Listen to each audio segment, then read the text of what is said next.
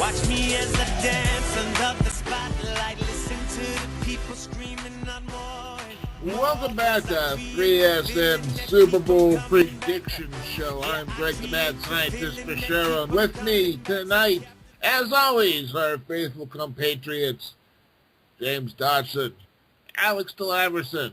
Gentlemen, what goes?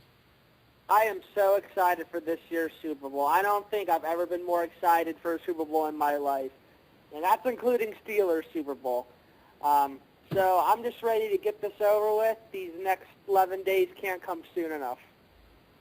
Hey, going well over here. We had to wait an extra year to get the Harbaugh Bowl, but you know what? This Super Bowl is filled with storylines, and we're here to discuss them with you. There we all go. You know, I wish I could share your enthusiasm, Alex, about the Super Bowl. I'm just, this Super Bowl kind of came as sort of a thud. I'm like, no, please don't let it be a Harbaugh Bowl. And, oh gosh, Brady just kind of made it a Harbaugh Bowl. And I'm starting to think, is there some sort of conspiracy behind this? And, well, wait, I think that's another show coming up, isn't it?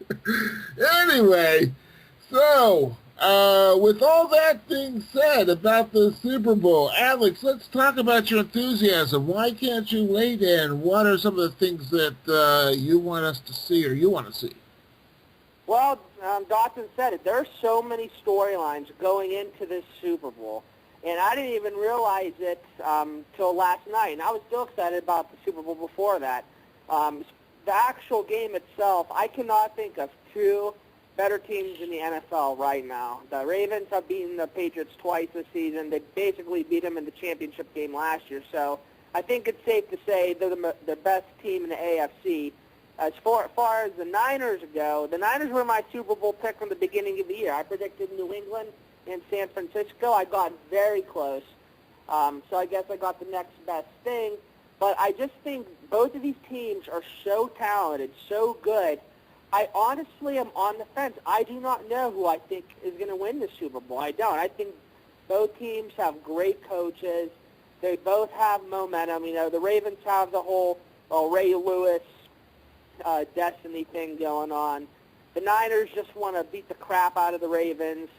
I want to see this because just A, because of all the storylines, and B, this is just going to be a good football game. Yeah, I think the big storyline, of course, is with the Harbaugh brothers, but, I mean, you also have the entire story with Ray Lewis announcing his retirement and now making it all the way to the Super Bowl. You have everything. You know that Ray Lewis's first career sack in the NFL, do you know who he got it against? Yeah. Jim Harbaugh, the coach of the San Francisco 49ers now. So, I mean, it's little things like that that just make you scratch your head like, holy cow, is this really happening? Well, Jim Harbaugh did play with Ray Lewis, and I think, Ray Lewis's rookie year in 1998? Exactly. So, I mean, the fact that they played together on their team, his first career sack was actually against Harbaugh. It's just, the storylines are endless, and that's going to, make this next 11 days very unbearable in terms of having to wait and in terms of having to hear all about these storylines over and over again. Well, speaking about storylines, and let me just kind of put a wet blanket over some of these storylines as to why I'm just not so enthused about this particular Super Bowl. One, you got Ray Lewis. And this is a guy that's so stuck on himself that he's thanking God for every time he wakes up in the morning. And you know what? I'm a Christian. I love the Lord and all that jazz. But Ray, you were up on murder charges there after the 2000 Super Bowl. Let's not call more attention to yourself than that you really need to do. I mean, okay, I understand. But it gets old after a while. I have to agree with you, actually. I mean, I think the problem I have, of course, like I'm a Christian too, but I just find it funny how, for, being this God-loving man, he makes such a spectacle. He's so not humble. He gets on the floor of the AC Championship game, gets cameras around. It's just really superficial. And, when... disingenuous. Yeah, it's not genuine. He says God's going to make me win the Super Bowl. God wants us to win the Super Bowl. Okay, because there's no one on the other team anyway that's not a Christian or anything like that. But without getting all deep into it, I just basically think it's just not genuine, and it's just people got on Tim Tebow for it. How come they're not getting on Ray Lewis for it? Thank you. It's, you know what I mean? It's just not for me, in my opinion. At least with Tim Tebow, the guy's a do-gooder. And you know, you kind of like the guy because, you know, he goes out there and he gives warm, fuzzy feelings about, hey, I'm helping a kid out, I'm doing this, I'm doing that. I mean, maybe Ray Lewis is doing a lot of that stuff, but somehow or another, I'm just hearing distorted hip-hop noises, which, I don't know. Maybe I'm all wrong on this. But some of the other storylines on this thing that just make me kind of wince. Alex Smith, who is having the season of his lifetime, you know, he finally put 2 and 2 together. You know, he finally is starting to achieve what he needs to achieve, and he gets a concussion. And that's the last we see of Alex Smith. Not because Alex Smith didn't survive the concussion. No, he's ready to go. He's got a fresh arm. But, we're going to put Colin Kaepernick in, and we're not going to go back to our starter, and we're going to just not reward Alex Smith for doing a good job. And you know what? I like Colin Kaepernick. Colin Kaepernick is a fantastic quarterback, but the circumstances, the way this whole thing played out, it just did not seem quite fair to the 49ers to have this happen to them. And at one point in time, I was kind of rooting for the 49ers because Alex Smith was finally getting it together, and now it's like, I don't know if I can really, because it just doesn't feel right. I don't know, maybe I'm all wrong on this, maybe I'm a wet blanket on this, but that's kind of that queasy feeling that you get sometimes. James, what are your thoughts? Well, see, I'm going to be a little biased here because, well, as a Steeler fan, of course, it's going to be tough to root for the Ravens to begin with. But then also, for me, I've always been, since his college days, a huge Colin Kaepernick fan. So that's also been a big thing for me that, you know, I want to see Kaepernick succeed. I'm glad that he's gotten his chance. So I'm a little bit biased on there, but I think that we might be making a bit too much of the Ray Lewis situation. It is getting very old. It was old the minute that it started.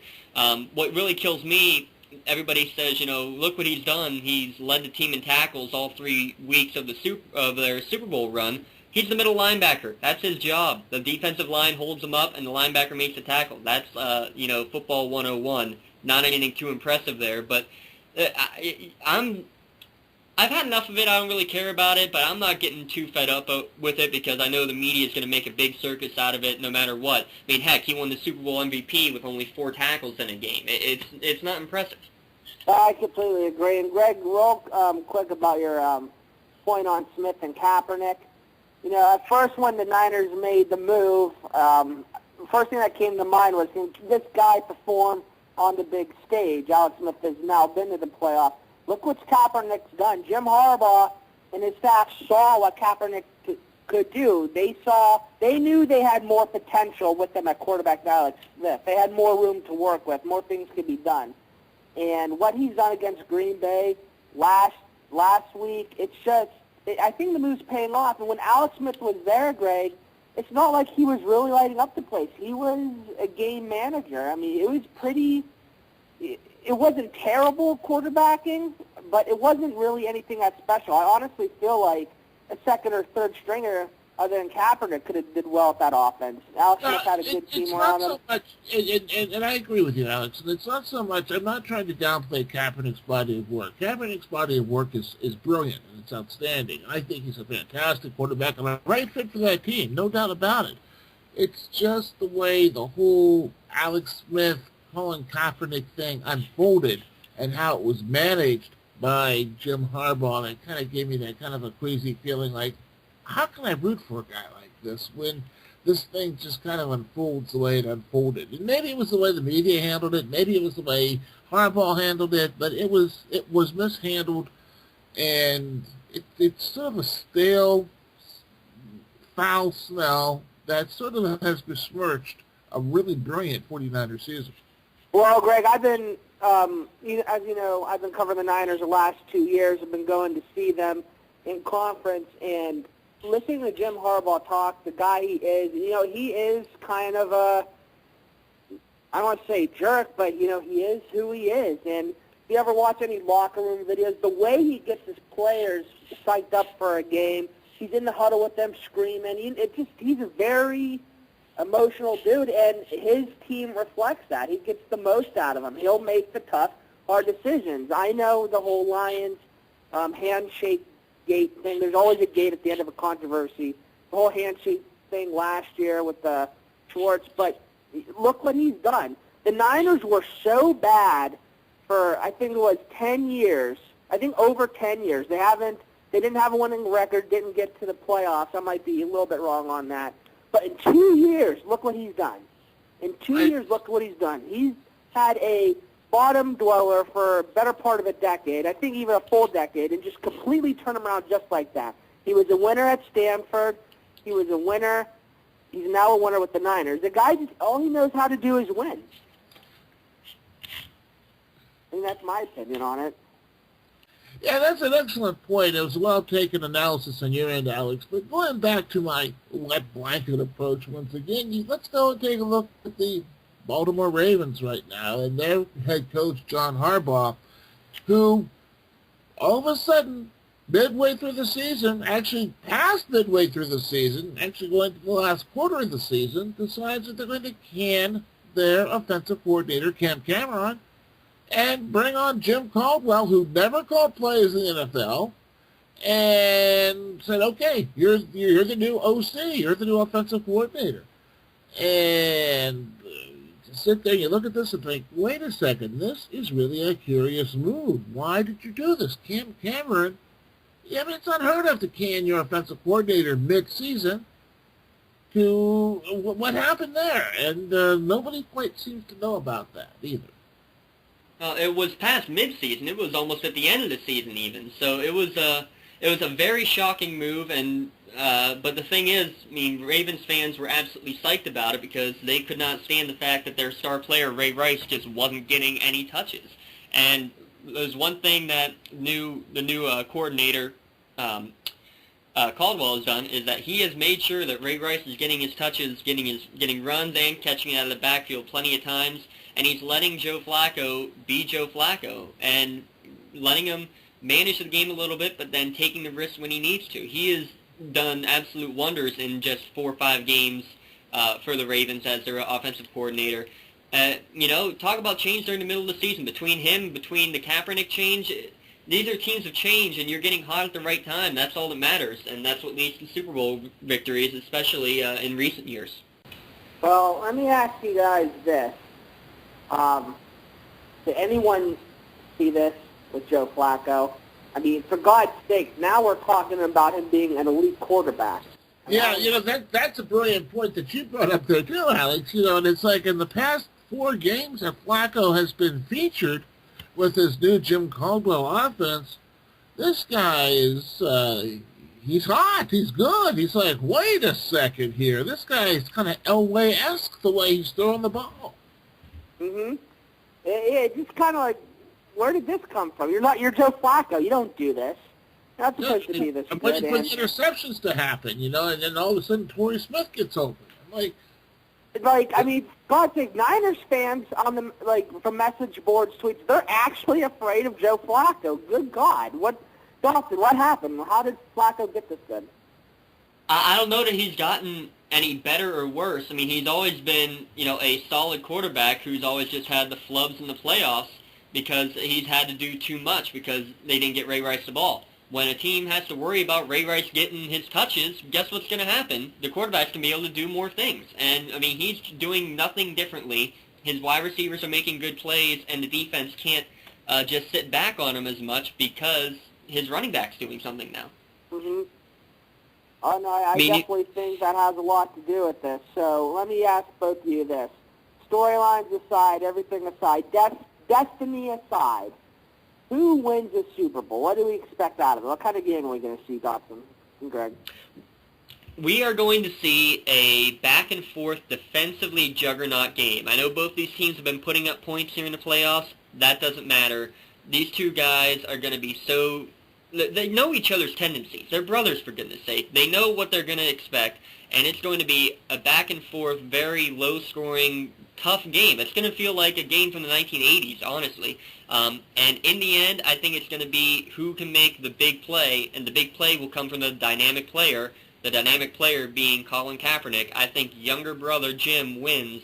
I think the final score will be, I'll say, 20-16 in favor of the 49ers. You know, James, as much as I admire your analysis, I couldn't disagree with you more. These are two teams that, let's put it this way. If you think that the Harbaugh brothers are competitive, could you imagine pizza night in the Harbaugh brothers' household? My God, they'd probably beat each other up before the pizza even arrived just to see who's going to get the first piece. These are two ultra-competitive coaches, two ultra-competitive Type A coaches, managing two high-octane offenses at this particular time frame. I see a very high-scoring affair where I see younger brother Jim rubbing John Harbaugh's nose in a 42-17 victory. Wow. Whoa. Yeah, I see Colin Kaepernick going off with close to 200 yards rushing. I see Torrey Smith. Well, let's put it this way. I see Ray Rice just getting completely boxed out by the 49ers defense, forcing Joe Flacco to throw the ball more than he ever threw in his life, which is we're going to see the true Joe Flacco once again. And I just see a total 49ers domination. Well, I mean, I think it's going to be very close. I still think the Niners are the best team in the NFL. But Kaepernick, this will be his 10th start. So I think he will ultimately be the difference maker, but I could also see him struggling at first a little bit. I think Roethlisberger in his second year, he was hot in the playoffs and come to Super Bowl. He had a 23.9 passer rating. I know that doesn't have anything to do with Kaepernick, but the point is, it's normal to have jitters. At the same time, Joe Flacco hasn't been to the Super Bowl. So I think the Niners will win on a score of 27-24. What the Niners do have to do to win, they do have to shut down Ray Rice and force Flacco to throw. And I know he's been hot, but of course you want to shut down both of them if you can. If I had to choose one or the other, like Dawson said, you get rid of Ray Rice, you make Joe Flacco do too much. You force him to be the old quarterback. And ultimately, I think it will come down to that and turnover. So if the 49ers don't turn over the ball, and if they stay aggressive on offense, then I think the Niners should win this game, unless Ray Lewis's destiny or whatever happens. So. Well, Alex, James, I'd love to agree with you on the fact that the scores will be a lot closer, but let's face it, the Ravens' defense is old. These guys all have qualified for the AARP discount over at Elby's. This old Ravens defense held the highest scoring offense in the league to 18 points, or maybe it was 13 points. I think to 13 points. So they might be old, but they're doing something right. Yeah, but and they held Denver to only 21 offensive points as well. So you gotta at least be a little bit wary of how many points that Kaepernick can put on the board. Thing is, think about those three quarterbacks they've played: Andrew Luck, Peyton Manning, Tom Brady. Arguably the three slowest quarterbacks in the National Football League. Now you have to face Colin Kaepernick, probably the fastest. And I don't think that elderly defense will be able to hold up quite well enough. No. They'll get a turnover, maybe a pick six or something early against him, but I think that he and Frank Gore wear him down in the end. I agree wholeheartedly on that. When you take a look at the likes of the Seattle offense or the San Francisco offense, the Baltimore Ravens definitely could not hold. Ed Reed and Ray Lewis and company are going to get gassed. I'm going to see them being a non-factor in the third quarter, where the 49ers basically take control of the game, and basically mid-third quarter on, they're just going to pile the points on and humiliate the Ravens. Well, there you have it, ladies and gentlemen. The Super Bowl, what Super Bowl is this even? Super Bowl 47 prediction show is all said and done. But, you know, even though we're all on the 49ers, who knows what can happen in the Super Bowl? We know anything is possible. So Especially with Ray get Lewis your... right now, so... Especially when Ray Lewis is there. You got that right. So get your popcorn ready, crack open a cold one, and get ready to watch some football. Have a good evening.